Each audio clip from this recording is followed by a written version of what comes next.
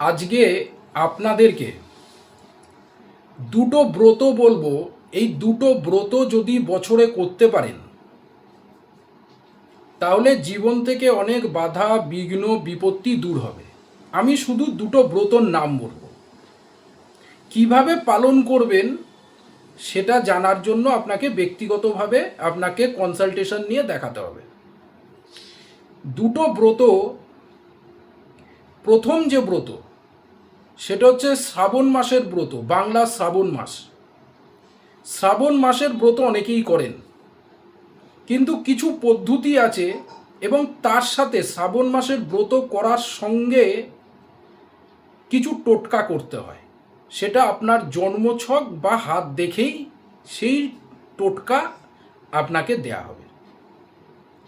তাহলে দেখবেন আর্থিক উন্নতি যাদের হচ্ছে না হবে, যাদের পড়াশোনায় বাধা আসছে সেটাও ঠিক হবে, ধার দেনা আপনি মুক্ত হতে পারছেন না, আস্তে আস্তে সেই রাস্তা বেরোবে।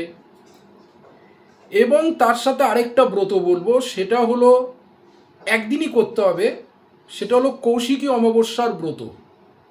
কৌশিকী অমাবস্যার যদি ব্রত আপনি করেন মা তারার নামে, আপনার যে কোনো একটা মনোবাঞ্ছা বা মনের ইচ্ছা নিয়ে করবেন, দেখবেন সেই ইচ্ছা পূরণ হবেই।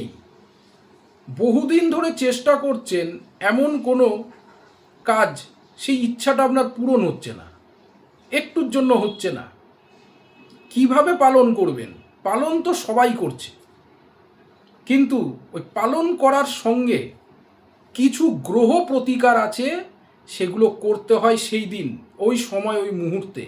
সেটা আপনার হাত দেখে বা আপনার জন্মছক দেখেই কিন্তু সেই উপায় বা উপচার দেয়া সম্ভব। তো ভিডিওটা যদি ভালো লাগে অবশ্যই লাইক এবং শেয়ার করুন।